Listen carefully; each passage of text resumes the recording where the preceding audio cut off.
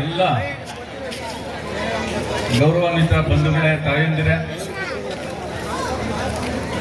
ಇವತ್ತು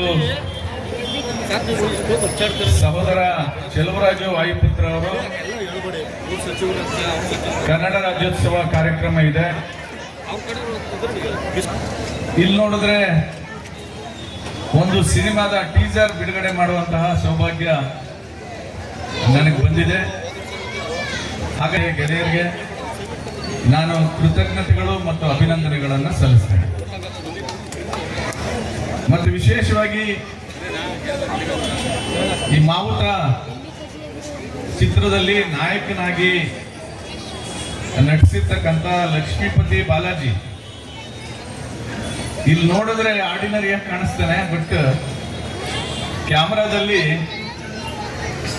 ನಿಜವಾಗ್ಲೂ ಮರಿ ಆನೆ ತರ ಕಾಣಿಸ್ತಾನೆ. ಅವನಿಗೆ ಒಳ್ಳೇದಾಗ್ಲಿ, ಎಲ್ಲರೂ ಒಂದ್ಸರಿ ಕ್ಲಾಪ್ ಕೊಡಿ. ಮತ್ತೆ ಸಹೋದರಿ ಮಹಾಲಕ್ಷ್ಮಿ ಅವರು ಮಾಡಿದ್ದಾರೆ.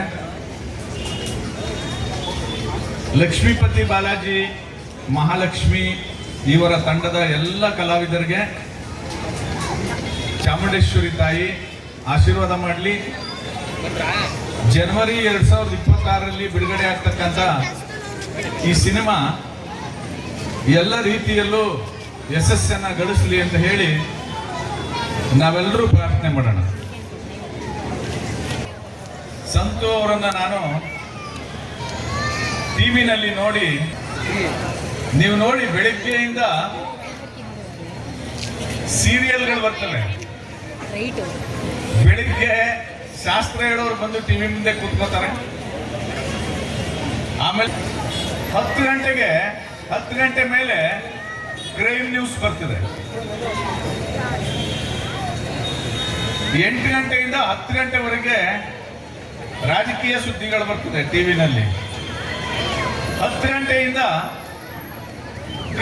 ಕ್ರೈಮ್ ನ್ಯೂಸ್ ನೋಡಿಕೊಂಡು ನೀವು ನಿದ್ದೆಗೆ ಹೋದ್ರೆ ಕನಸಲ್ಲೂ ಕ್ರೈಮ್ ನ್ಯೂಸ್ ಬರ್ತಾ ಇರ್ತದೆ. ಹಾಗಾಗಿ ಮಲಗುವಾಗ ಖುಷಿಯಾಗಿ ಮಲಗಬೇಕು ಅಂತ ಹೇಳಿ ನಾನು ಗಿಚ್ಚಿ ಗಿಲಿಗಿಲಿ ಒಂದು ಸೀಕ್ವೆನ್ಸ್ ಆದ್ರೂ ನೋಡ್ಕೊಂಡೇ ಮಲಗಬೇಕು. ನೀವು ಆ ಕೆಲಸ ಮಾಡಿ. ನಿಮ್ಗೆ ಆರೋಗ್ಯ ಬೇಕಾ?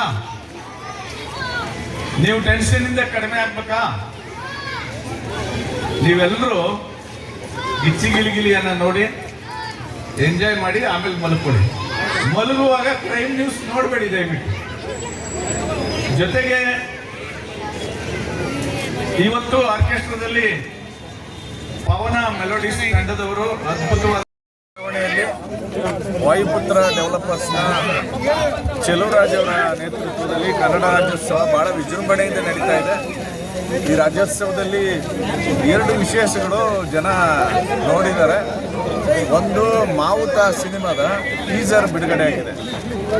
ಭಾಳ ಅದ್ಭುತವಾಗಿ ಬಂದಿದೆ. ಟೀಸರ್ ಅದ್ಭುತವಾಗಿ ಬಂದಿದೆ ಅಂದರೆ ಸಿನಿಮಾ ಕೂಡ ಅದ್ಭುತವಾಗಿರ್ತದೆ. 2026 ಜನವರಿನಲ್ಲಿ ಸಿನಿಮಾ ಬಿಡುಗಡೆ ಆಗುತ್ತೆ ಅಂತ ಹೇಳಿದ್ದಾರೆ. ನಾನು ಕೂಡ ಕುತೂಹಲದಿಂದ ಕಾಯ್ತಾ ಇದ್ದೀನಿ ಸಿನಿಮಾ ನೋಡೋಣ ಅಂತ. ಅರ್ಜುನ ತೀರ್ಕೊಂಡ್ಮೇಲೆ ಅರ್ಜುನನ ಹೆಸರನ್ನು ಶಾಶ್ವತಗೊಳಿಸಬೇಕು ಅಂತ ಹೇಳಿ ಚೆಲುವರಾಜ್ ಅವರು ಭಾಳ ಒಂದು ಒಳ್ಳೆ ತೀರ್ಮಾನ ತಗೊಂಡಿದ್ದಾರೆ. ಮೈಸೂರಿನ ಪಾರಂಪರಿಕ ಇತಿಹಾಸದಲ್ಲಿ ಇದೊಂದು ಮೈಲುಗಲ್ಲಾಗುತ್ತೆ. ಜೊತೆಗೆ ಚಂದ್ರಪ್ರಭಾ ಮತ್ತು ತುಕಾಲಿ ಸಂತು ಅವರು ಬಂದು ಜನರನ್ನ ಭಾಳ ಎಂಟರ್ಟೈನ್ ಮಾಡಿದ್ದಾರೆ. ಕಾರ್ಯಕ್ರಮ ಯಶಸ್ವಿಯಾಗಲಿ. ನಾನು ಕೂಡ ಹೆಚ್ಚು ಕಡಿಮೆ 1 ಗಂಟೆ ಕೂತು ವೀಕ್ಷಣೆ ಮಾಡಿದ್ದೇನೆ. ಒಳ್ಳೆಯದಾಗಲಿ. ವಿಶೇಷವಾಗಿ ಚೆಲುವರಾಜಿಗೆ ಮುಂದಿನ ದಿನಗಳಲ್ಲಿ ಎಲ್ಲ ರೀತಿ ಯಶಸ್ಸು ಸಿಗಲಿ ಅಂತ ಹಾರೈಸ್ತೀನಿ.